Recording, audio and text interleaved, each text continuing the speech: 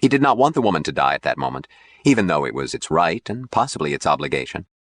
The abrupt change from rapport of water ritual to a situation in which a newly won water brother might be considering withdrawal or discorporation would have thrown him into panic had he not been consciously suppressing such disturbance.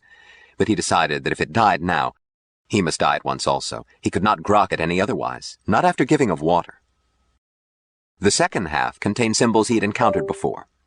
He grokked imperfectly the intention, but there seemed to be a way to avoid this crisis, by acceding to the suggested wish. Perhaps if the woman took its clothes off, neither of them need discorporate. He smiled happily. "Please." Jill opened her mouth, closed it. She opened it again. "Well, I'll be darned." Smith could grok emotional violence, and knew that he had offered a wrong reply. He began to compose his mind for discorporation, savoring and cherishing all that he had been and seen, with especial attention to this woman creature. Then he became aware that the woman was bending over him, and he knew somehow that it was not about to die. It looked into his face. "Correct me if I am wrong," it said, "but were you asking me to take my clothes off?" The inversions and abstractions required careful translation, but Smith managed it. "Yes," he answered, hoping that it would not stir up a new crisis. "That's what I thought you said. Brother, you aren't ill." The word brother, he considered first. The woman was reminding him that they had been joined in water. He asked the help of his nestlings that he might measure up to whatever this new brother wanted. "I am not ill," he agreed. "Though I'm darned if I know what is wrong with you. I won't peel down, and I've got to leave." It straightened up and turned toward the side door, then stopped and looked back with a quizzical smile. "You might ask me again real prettily under other circumstances. I'm curious to see what I might do." The woman was gone. Smith relaxed and let the room fade away. He felt sober triumph that he had somehow comported himself so that it was not necessary for them to die. But there was much to grok. The woman's last speech had contained symbols new to him, and those which were not new had been arranged in fashions not easily understood. But he was happy that the flavor had been suitable for communication between water brothers, although touched with something disturbing and terrifyingly pleasant. He thought about his new brother, the woman creature, and felt odd tingles. The feeling reminded him of the first time he had been allowed to be present at a discorporation, and he felt happy without knowing why. He wished that his brother Dr. Mahmoud were here. There was so much to grok, so little to grok from. Jill spent the rest of her watch in a daze. The face of the man from Mars stayed in her mind, and she mulled over the crazy things he had said. No, not crazy. She had done her stint in psychiatric wards and felt certain that his remarks had not been psychotic. She decided that innocent was the term, then decided that the word was not adequate. His expression was innocent. His eyes were not. What sort of creature had a face like that? She had once worked in a Catholic hospital. She suddenly saw the face of the man from Mars surrounded by the headdress of a nursing sister, a nun. The idea disturbed her. There was nothing female about Smith's face. She was changing into street clothes when another nurse stuck her head into the locker room. "Phone, Jill."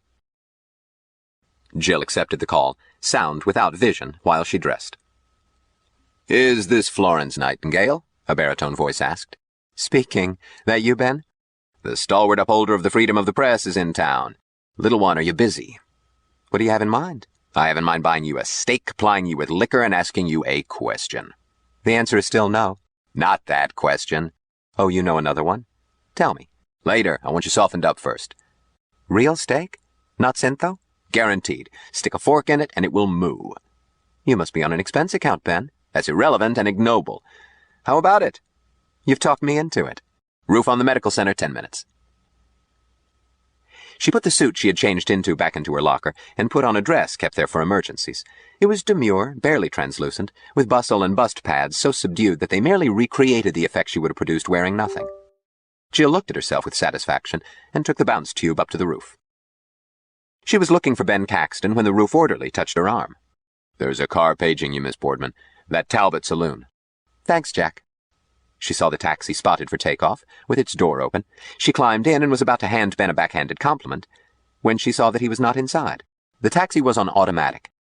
Its door closed, and it took to the air, swung out of the circle, and sliced across the Potomac.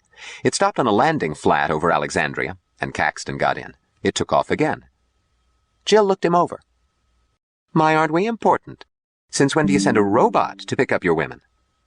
He patted her knee and said gently, Reasons, little one. I can't be seen picking you up. Well, and you can't afford to be seen with me, so simmer down. It was necessary. Which one of us has leprosy? Both of us, Jill. I'm a newspaperman. I was beginning to think you were something else. And you are a nurse at the hospital where they are holding the man from Mars. Does that make me unfit to meet your mother? Do you need a map, Jill? There are more than 1,000 reporters in this area, plus press agents, axe grinders, Winchells, Lipmans, and the stampede that arrived when the champion landed. Every one of them has been trying to interview the man from Mars, and none has succeeded. Do you think it would be smart for us to be seen leaving the hospital together? I don't see that it matters. I'm not the man from Mars. He looked her over. You certainly aren't, but you are going to help me see him, which is why I didn't pick you up. Huh? Ben, you've been out in the sun without your hat. They've got a Marine Guard around him. So they have. So we talk it over. I don't see what there is to talk about. Later. Let's eat. Now you sound rational. Would your expense account run to the new Mayflower? You are on an expense account, aren't you? Caxton frowned. Jill, I wouldn't risk a restaurant closer than Louisville. It would take this hack 2 hours to get that far. How about dinner in my apartment? Said the spider to the fly. Ben, I'm too tired to wrestle. Nobody asked you to. King's X. Cross my heart and hope to die. I don't like that much better. If I'm safe with you, I must be slipping.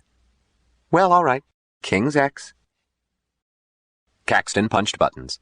The taxi, which had been circling under a hold instruction, woke up and headed for the apartment hotel where Ben lived. He punched a phone number and said to Jill, How much time do you want to get liquored up, Sugarfoot? I'll tell the kitchen to have the steaks ready. Jill considered it. Ben, your mousetrap has a private kitchen. Of sorts. I can grill a steak. I'll grill the steak. Hand me the phone. She gave orders, stopping to make sure that Ben liked endive. The taxi dropped them on the roof, and they went down to his flat. It was old-fashioned. Its one luxury, a live grass lawn in the living room. Jill stopped, slipped off her shoes, stepped barefooted into the living room, and wiggled her toes among the cool green blades. She sighed. My, that feels good. My feet have hurt ever since I entered training. Sit down. No, I want my feet to remember this tomorrow.